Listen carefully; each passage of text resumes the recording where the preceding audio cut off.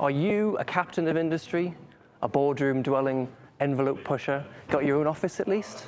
Well, boy oh boy, do I have the car for you. I don't have any of those things, but we're going to take a look at a new car anyway. My name is Jake, you're watching Car, and this is the new Mercedes S-Class.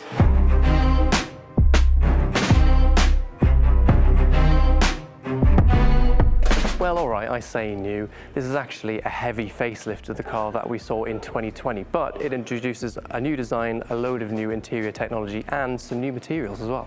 To the point that more than 50% of this S-Class is described as, quote, newly developed or re-engineered. It's designed to keep the S right at the top of the class, especially when luxury competition from cars like the BMW i7 and Bentley Flying Spur is fiercer than ever.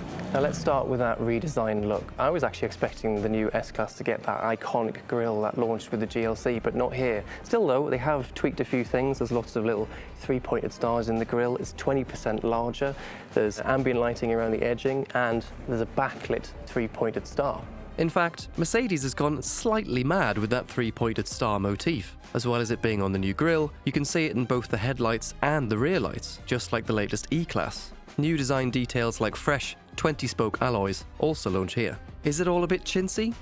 Probably, but Mercedes says it's all about presence, with the new look adding a little bit of extra bling. But in reality, most people who drive or are driven in an S-Class don't really care about what it looks like on the outside. You're too busy asserting your corporate dominance, going from your top floor office to the country club, closing that critical deal, or discussing your latest hostile takeover. Just like the morals of all of your favourite childhood fairy tales, it's what's inside the S-Class that really counts. The biggest difference with the new Mercedes S-Class is the arrival of the MBUX Super Screen. It's basically a glass panel that incorporates a central display and a passenger display and has like a rise-up panel here for the instruments. It's kind of similar to what we've seen in the E-Class. There was also the Hyper Screen that debuted in the EQS a few years back, and essentially it launches a new version of the MBUX platform, so you've got way more apps and bits and pieces and way more customization options. Mercedes has also added in things like a quick menu for certain functions that get used regularly.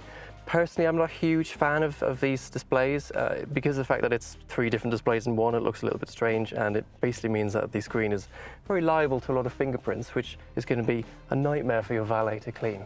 Mercedes has also introduced an expanded range of materials inside, like open-pore wood veneers. So while the Super Screen will still be riddled with fingerprint smudges, the center console at least can now be had in something that isn't gloss black plastic. Hurrah! As before, the S-Class comes in standard and long wheelbase versions. The silver car you see is the standard version, while the black car is the long wheelbase one. Mercedes tells us that 90% of S-Class buyers go for the long wheelbase version to take full advantage of the space and technology you can get in the back seats. That refreshed rear seat area now has heated seat belts that also have airbags in them, and provided you choose the high-end rear seat entertainment package, you'll get armrests that include personal touchscreen devices that not only look like old iPhones, but control the seat and entertainment functions. Exerting yourself to reach for a screen or a button is clearly far too much effort. So as well as the normal 5-seat model that's for middle management, this is for the CEO. This is the 4-seat version. You've got the same small little tablet phones here, but you've also got a wireless charger, center console for more storage, and on top of that, you've got quite an elaborate mechanism for your individual tray table, just like a private jet. Although Mercedes says it's a little bit more like a boardroom back here. You can get the car to dictate notes or organise your calendar while you're on the move, threatening the livelihood of that faithful personal assistant of yours. But Mercedes then goes another step further. So as part of the rear seat entertainment package are these new 13-inch screens, as well as the usual phone and entertainment apps and so on. Mercedes has also introduced things like the Teams app, so you can have meetings on the go. I think that's my idea of hell, but there really are people that busy on this planet, so. Naturally, there are plenty of powertrain and customization options here.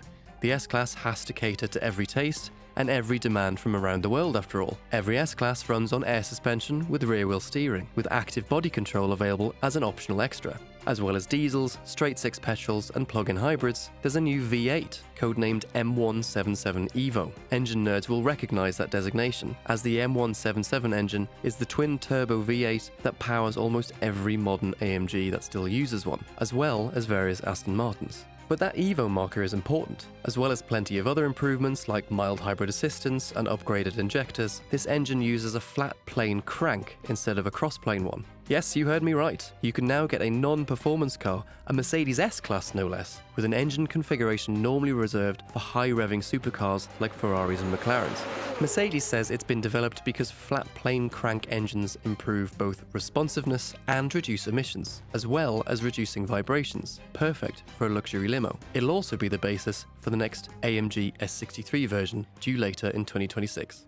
And that is, of course, before you get to the Manufaktur program that Mercedes provides. That's basically their customization system. There are more than 150 exterior colors available and 400 interior colors, and you can even get all sorts of stitching and badging and materials elsewhere, to the point where you can even have things like customizable headrests or door sills, so you can make it as tacky and as tasteless as you like.